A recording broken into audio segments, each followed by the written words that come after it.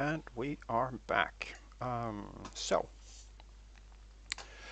let's see if we can get all this color stuff put into a class on its own, just to make all of this color handling and color information conversion stuff a little more accessible. So we only have to update it in one location instead of 50. So let's call this one Minecraft colors, and then do a static class instead. All right. So we know that we have the 16 different technical names. We have the hex values of the color codes, and we could potentially also index them as 0 to 15. We've got RGB color setups and all of the shadings, and just to make sure that we have those available as well, we'll put them in there. Okay, so what kind of conversion do we need to be able to do? Let's have a quick look at the chat converter. Now, the chat converter takes some kind of input. It could be an input that's based on the ampersand codes, just to make it easier for pretty much any keyboard code page to write up these control codes, but it also accepts the control tags being written as the section symbol. So it doesn't really care which of the two. We can even mix them and it will still figure them out correctly. From there, it basically builds up chat elements. So we at least need to be able to accept the actual control codes as a character, a char, and basically be able to accept it as both upper and lower case, and then return some other version of the color reference. For the text font formatting, such as bold, obfuscated, italic, underline, and so on and so forth, those don't need to be part of the color setup itself. We just need to be able to throw some color reference at this class and have it return the correct color. So let's see how we can get away with this. Let's see, if we want two kinds of, or actually we need three kinds of color setups. We need one that returns the technical name. We need one that returns a byte array with 4 entries. And we need one that returns the actual system.drawing.color object. So we can work with those. And each of those needs to be able to accept a char, a byte or integer value as an index, a string in terms of technical names. So we're going to need to build up a couple of overloads for each. And of course we need to add in some kind of option that lets us control whether this should be a normal color or if this should be one of the color shadings for shadows and stuff. Okay, so let's start with the technical name conversion. For that one, we basically only need the char and the index number 0 to 15. So let's see, what are we gonna call this? Public static string. We'll go with getName. And for this we need some kind of hex value as a char. We need an overload for it. Whoops. Which takes an integer color number, like so. And of course we need some kind of cross-reference so we can actually get the correct color. But we'll put those in. So get name, and then we'll put in some documentation as well. Alright, so these will return, let's see, where are they? Get JSON color name, which would be the technical names, so that's basically this one.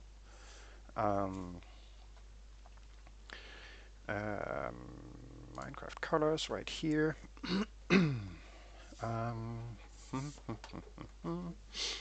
And for color number, we'll set up a, actually, let's see. We'll just put them in here.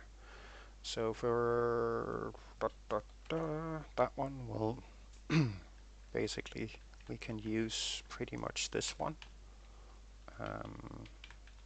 because it's basically the same thing.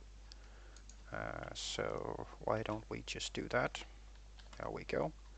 And since this accepts a char, these could also be passed in uppercase. So to accommodate that scenario, we'll add them in as uppercases as well, like so.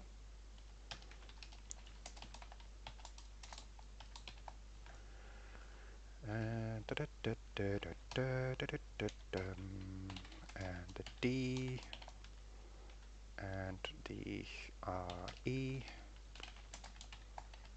and finally F. There we go. So these now, and that would be the hex value, return the technical color name.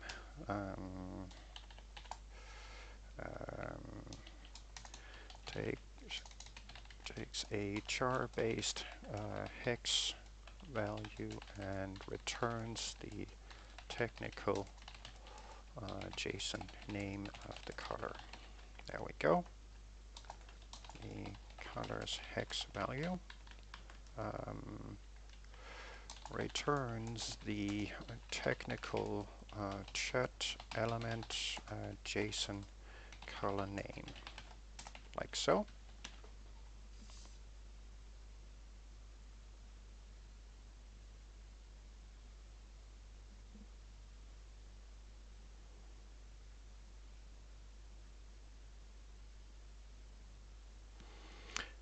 Yes, but that would also have been a chart to string conversion.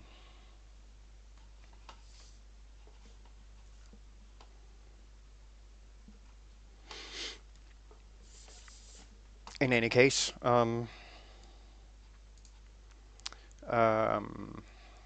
whether it's done one or the other way doesn't really matter all that much. The result is basically the same.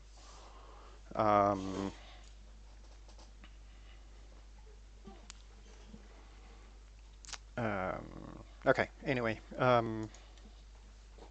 So for color number, we basically need more or less the same thing, except here we accept 0 to 15, both including. So we'll do a quick,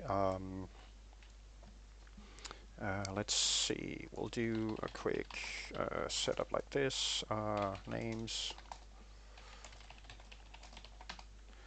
and then add these in.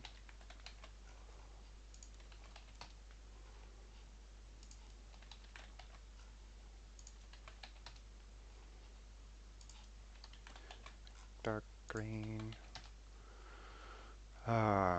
dark aqua. We can do this in a switch. Some prefer one way, some prefer another way, and yeah, I guess we'll do a switch, whatever. It doesn't really matter which way we do it. We'll do a switch and then just convert these.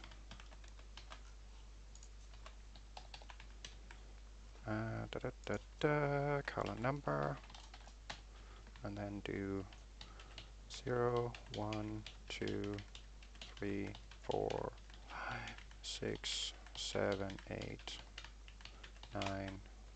This would then be 10, 11, 12, like so, 13, 14, and 15. There we go. That takes care of that. And this basically is the same, so kind of depends on which one we're using, but they basically do exactly the same thing. So we'll grab this as well, and here the index number of the color, 0 to 15. There we go. That takes care of those. This then ensures that we have a way of fetching the technical name of the color that's needed for the chat elements. And next up, we need the other two conversion methods. One of them would be fetching the actual color object. The other one would be fetching the 4-byte byte array. And of course, both of them would need to be able to index the normal colors as well as the shadow colors. So we'll see if we can put those in here somehow. Let's see, where are my color references? They are not here, they are here. Right there. Quit jumping. Thank you. Okay, so this one utilizes the technical color reference to find the correct color, which means we at least need to be able to support this. We also want to support the char reference and also the index numbering. We'll create another method actually here. Method. There we go. This will be the system.drawing.color object. And in here we will do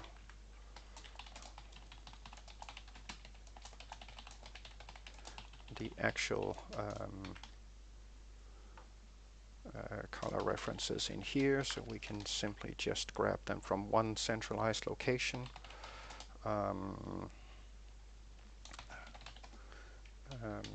This needs to be a static color.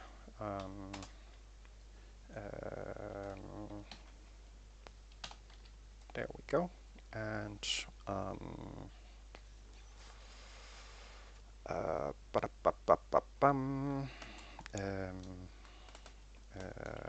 yeah, fetch color, that's fine. Index, this is for internal use only, so it doesn't really matter. And we should probably do this as the byte array instead, and then do a byte array to color converter. Yeah, we'll do it that way. Okay, so byte result equals new byte 4, and then and we could probably just return them as is. Yeah, we'll do that. Might as well. So Let's grab these quick, because we'll need them. And then we'll do another for shadows. Yeah, we don't need this. Actually, this should probably be color number instead. Let's not be lazy here. And then fetch these. And for these, we don't want to use those, so we will simply just return like so.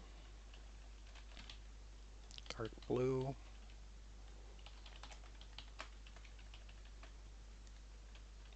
Get rid of that. Dark green is 2, and these the order of the colors here is actually identical to the default color table that's defined in the BIOS of any PC. And the color shades are pretty much identical to those as well. In case you didn't know. 5, dark purple, return that one, get rid of the break, and do the gold. The major difference is that in the BIOS color table, the gold is not defined as gold in terms of how it's named. The same for the blue and aqua and the other colors. Those have more or less adopted more modern naming conventions for those. But that's just one of those things that change over time, I guess. 8, return that one, and this one. There we go. Green,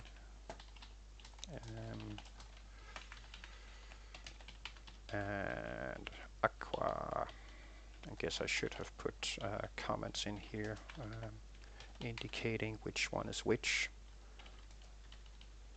We'll do that at some point. And purple. This one is actually the one that's defined as magenta. And 14 is the yellow. Fetch this one. And that pretty much finishes this one. And then we just need the white, which is right here. Grab that one. There we go. Alright, so now we've got one that can fetch the normal color, and then we need a similar one for the shadow color. So we'll do that right away. Fetch shadow color, which is the color number, and this one is pretty much identical. Grab this, stuff it in here, and reference the color number instead, like so. And just for the sake of keeping things properly documented, we'll do this, which would then be the dark green and dark aqua, which is in fact referenced as cyan.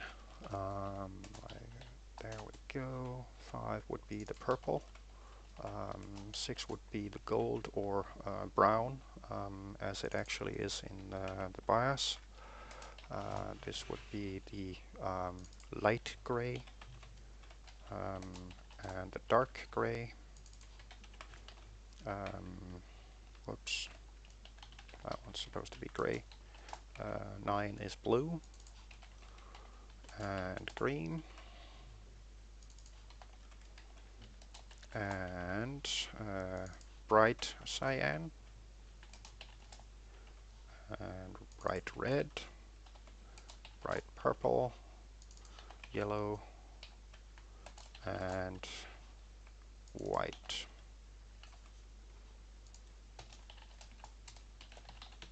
There we go. And this is basically a repetition of what we did before. Turn, get rid of these.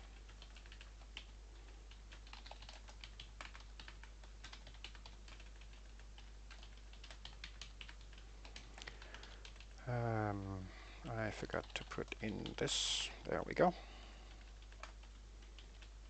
And do these, all of them. Boring, boring, boring. There we go. 6. And 7 for the gray or silver, as some have started calling it. And the dark gray, 98. Yep, we definitely have a color index of 98, that's for sure. Get the result. 9 for the blue. And for the green would be 10.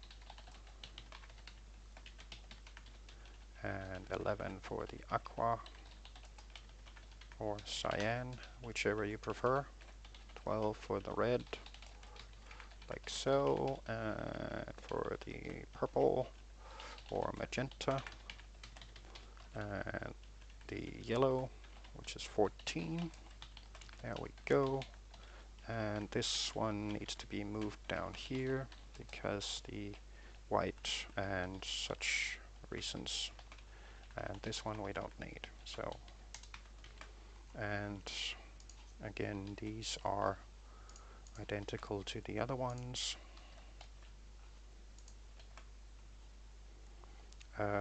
Green.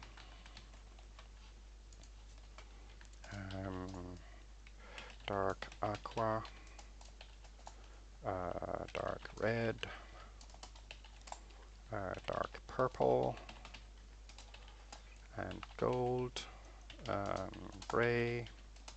Whoops. Dark gray. The blue. And the green. Aqua. Red. Light purple. Yellow. There we go. Now we've got them set up. Alright, so these fetch the colors, and then we need a color converter that can grab the byte array and convert it into a proper color object. So we'll do one of those. Convert color, which takes a color bytes and returns a color from ARGB. And since the color bytes are reversed in order, we'll need to start with the third entry to get the alpha channel, then go to the the fourth entry and the third entry to get the red. Next one is the green, and last one is the blue. There we go. Alright, now we've got a couple of lookup tables, and we have a converter for it. So let's get the get color methods set up, which would be one of these, get color. And here again we need the char reference, we need the string reference, which will contain the technical name, and we also need the index number. So I'll go by and get these set up. Get color, color number, and finally the privet. Okay. I'm full of funny typos today. Technical name. There we go. Okay, so this one is pretty simple because all we need to do here is basically just convert color by fetching the color based on whatever number is passed. We need to add in a separate option to allow us to basically specify whether we want the shadow colors or the normal ones. Actually, why don't we do that right away? So we'll do another set of these and then add in another argument that lets us specify whether this should be a shadow color or not. And then we'll just grab them from there. So if the second argument is not specified, we'll assume no. So here we'll do return get color hex value false, return get color color number false, and return get color technical name false. There we go. This one is the easiest one, so we'll do that and get it out of the way. If it's a shadow color, then we need to return the fetch shadow color based on the color number passed. Otherwise, we need to return the, of course, convert color. There we go. Convert color, and this would then be the fetch color based on the color number. There we go. So this one is done. For the other ones up here, we kind of need to convert those. So let's see, do we actually have a way of doing that? At the moment, no.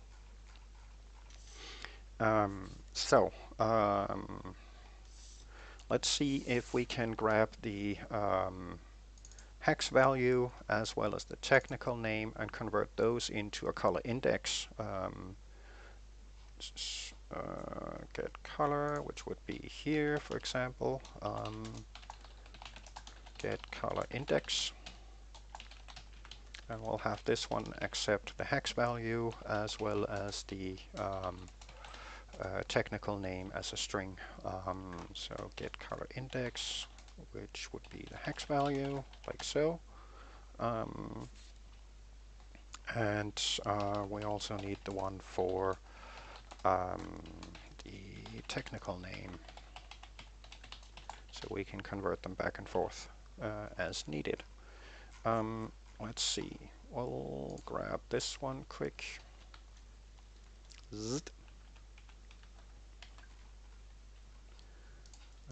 Hex value, which is right here. Byte is 15, so we'll change that to 15, get rid of this, and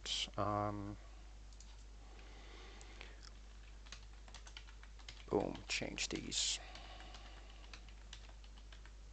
Whoops. 6, 7, 8, 9, 10, 11, 12, 13, and 14. There we go. This one takes the technical name and should return an index. So let's see if we can find the technical name list here somewhere. May have to go over here. Yeah, let's grab it from here. Like so. And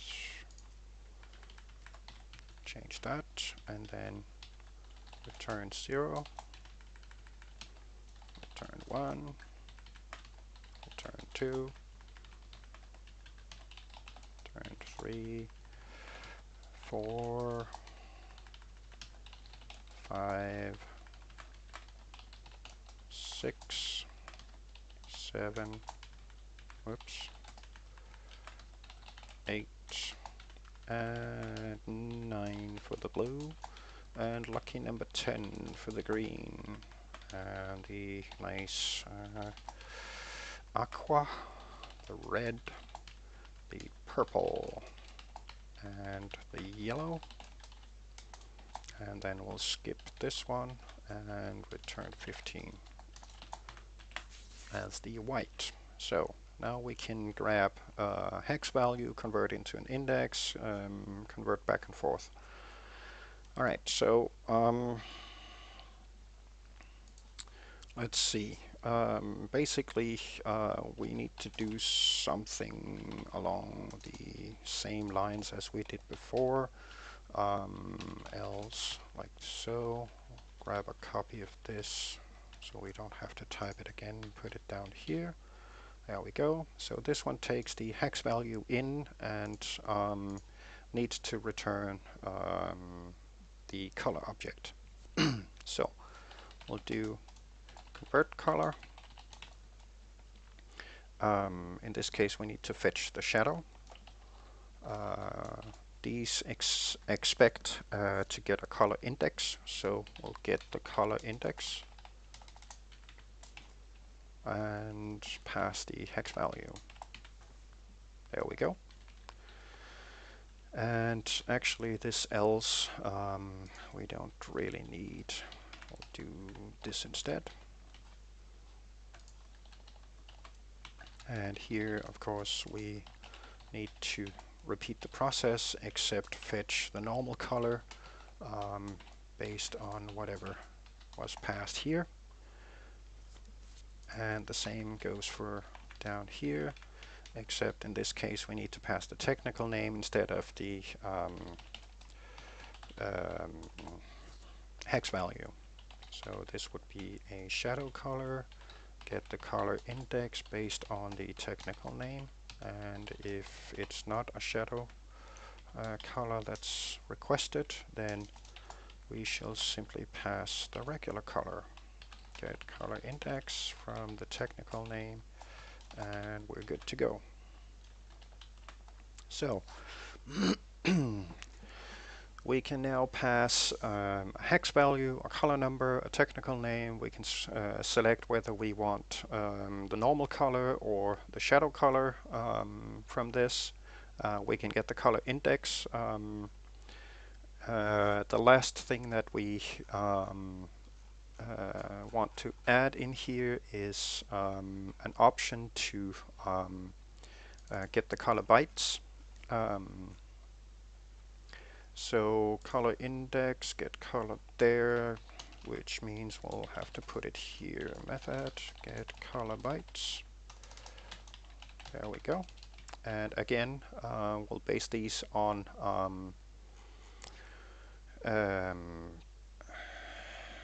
whatchamacallums,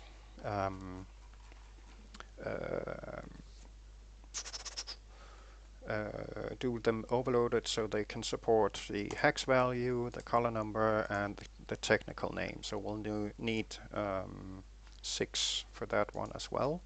Though in this instance we don't need to convert them. We can simply just fetch them and return that. So that should be fairly straightforward. Static, and this would then be get color bytes, like so.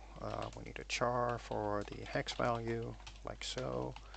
We need one that supports the color number, and one that supports the technical name, like so. And just like before, we need these with an added argument that determines whether we want the shadow color or the regular color. There we go. This one would then be the assumption that we want the regular color, so we'll simply just get color bytes and pass the hex value followed by false. And we'll do the same thing here. pass the color number and force it to not be a shadow color. And again here, get color bytes, technical name, again forcing it to use the normal color. Same as before, if shadow color, then return fetch shadow color, and this would then be the color index based on the hex value, and we're good to go. And here would be the regular fetch color from the color index based on the hex value. Job done. And right here we don't have to do any further conversion because we already have the needed color number, so we'll simply just fetch it based on the color number. There we go. And here the same thing. And finally for the technical name, that is basically a replica of this one. So grab that, stuff it down there, and replace this with technical name, and job done. We now have a color conversion and color retrieval setup. We can get the technical name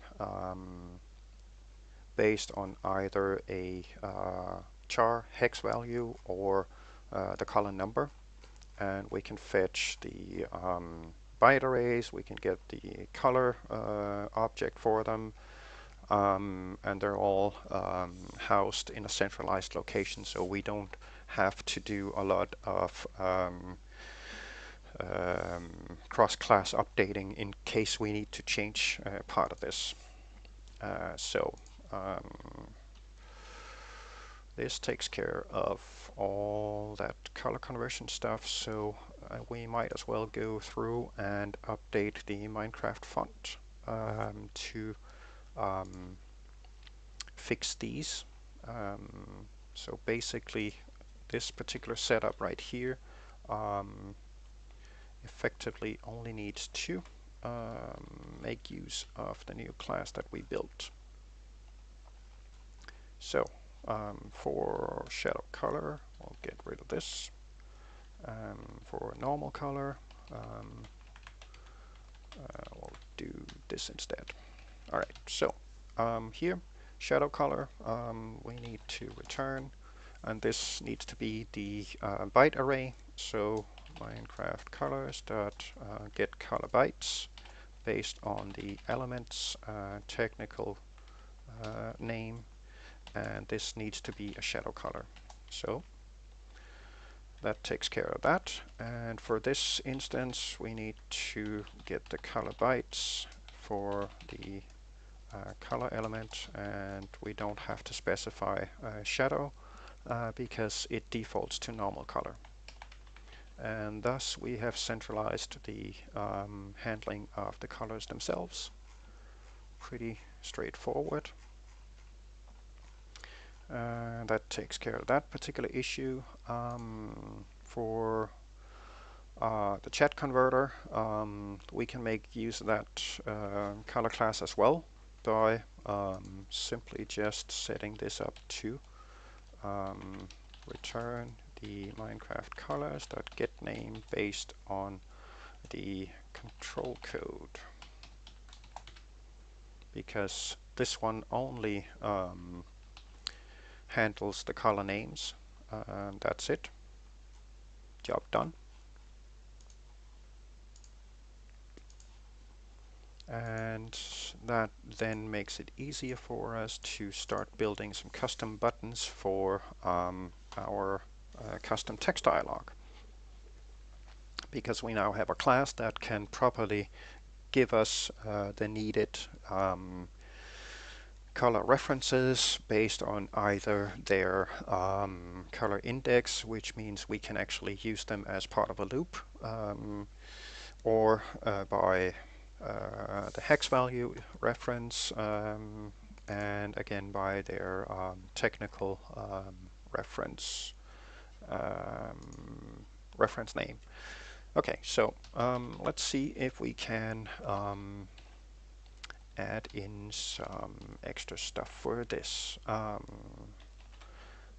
We've got the text box, which has a certain size. We know that it's got a top and left position, so why don't we make use of those to try and render these colors, and then we'll see about placing the whatchamacallums, the bold, the underline, the strike through, and so on. We'll place underneath the text box itself, so they basically line up with the buttons down here. Okay, so let's see.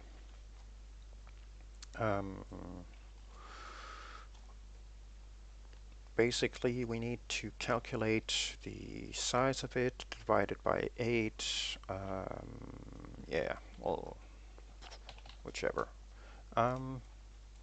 Let's see, we want some kind of spacing between them.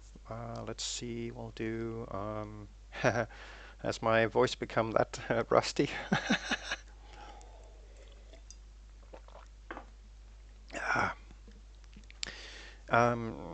Let's see, we want to calculate the size of these. Let's see, if we put 8 in there, that means 7 spacings. So let's just do color width equals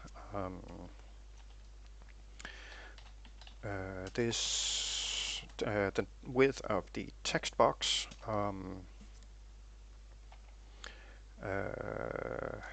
minus 7 times 3 pixels, which is 21, and then this size divided by 8. That should take care of it. And just color spacing equals 3. Put that in here. There we go. And then we will do equals 0 to let's see, 8. And then we will make use of, let's see, what size will we do this? So what if we do, say, color spacing of 3? That's fine. And we'll do the height the same as the text box. So the Y position would be the top of the text box minus 2 times the color height plus the spacing plus whatever additional spacing we want above there, which I'll set to 10. So E graphics fill rectangle, new solid brush, and then we'll use Minecraft colors.get color, and we'll use C as the indicated color number for the regular color.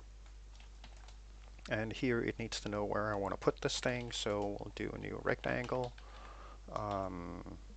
and put it at, let's see,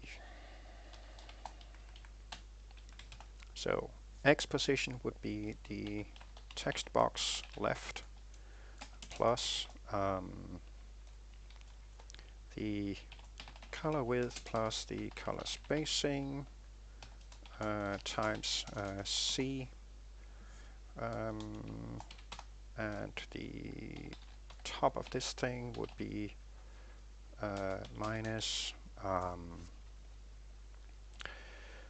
let's see, color height times 2 plus the spacing plus 10. So color height times 2 plus color spacing plus 10.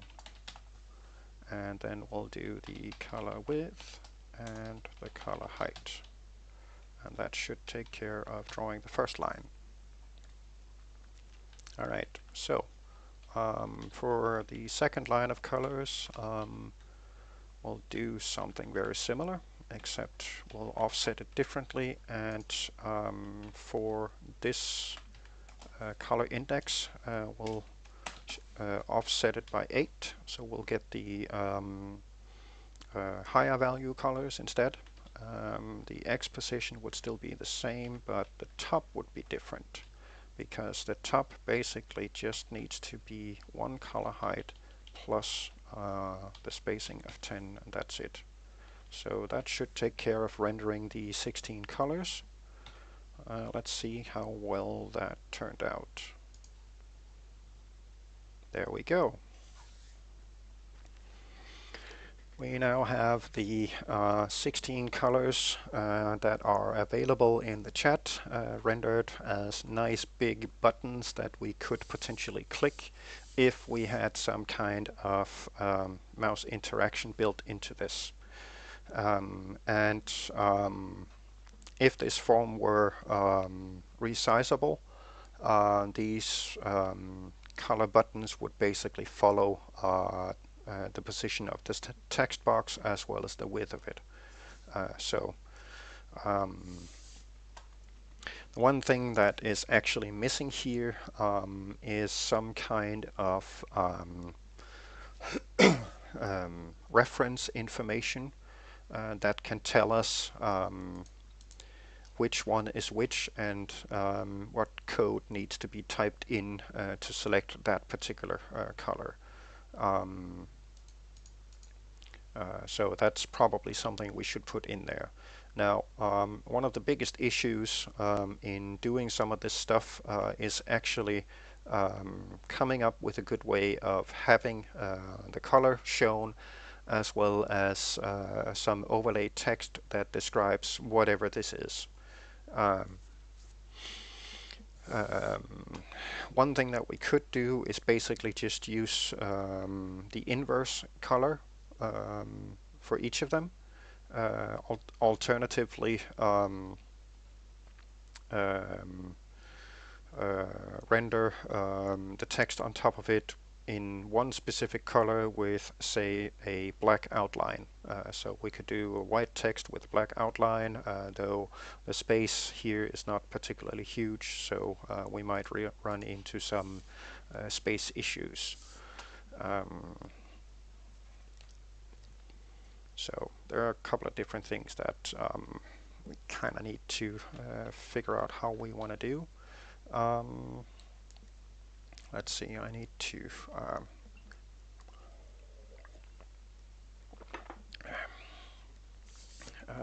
there we go. Coffee. Okay.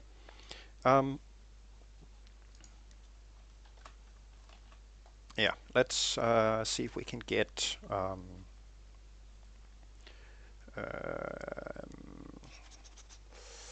should we do this? We will I'll just use inverse colors, and then for that we actually need to do a string format and set this to center, and the other one of these is called line alignment, which also needs to be set to center. There we go. By doing this, we can simply specify the same rectangle for each of these squares that are being drawn, and that will then automatically align the text within that rectangle. Let's see. We need a way to basically invert whatever color we are getting. So how do we do that? Well, let's see if we can come up with a quick way of doing that. Invert color, and then this one expects some color and then returns a new color based on whatever was passed in. So return color from ARG. Man, not again. There we go.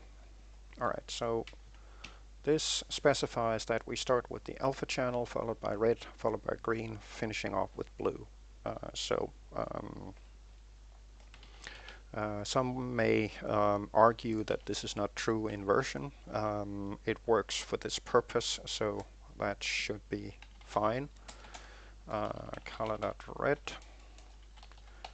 Basically, we just subtract whatever strength each of the channels have from the full strength, and that for the most part yields a sufficient inversion of the colors. There we go. And here we need to basically work out, we'll do a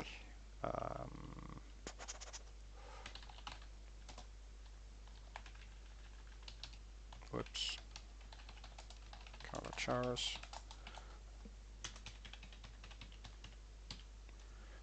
A, B, C, D, E, F. There we go. Alright. So this graphics drawstring, and then yeah, I know we will be referencing this as a char, but then we can toString it, get rid of it, and then we'll use this .font. Whatever size it has, we'll do a new solid brush here, which would be the invert color of the one that we just fetched, like so. And then finally, where to draw this thing, which of course would be the rectangle, followed by the string format to center align the text within the rectangle itself. So I'll grab this one and finish this off with the string format. There we go. This should now take care of the first line. Let's see. 0, 1, 2, 3, 4, 5, 6, and 7. Nice. And then we'll do similar for the other one, except the second line of course needs to be offset by 8, just like the colors need to be. So we'll do +8 and +8, and we should be good. So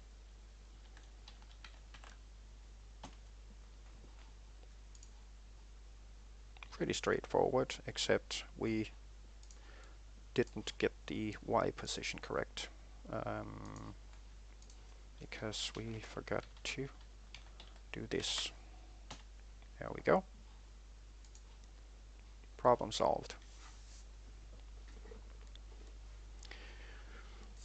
So if we type in and A, we get the bright green. If we type in and D, we get the bright purple.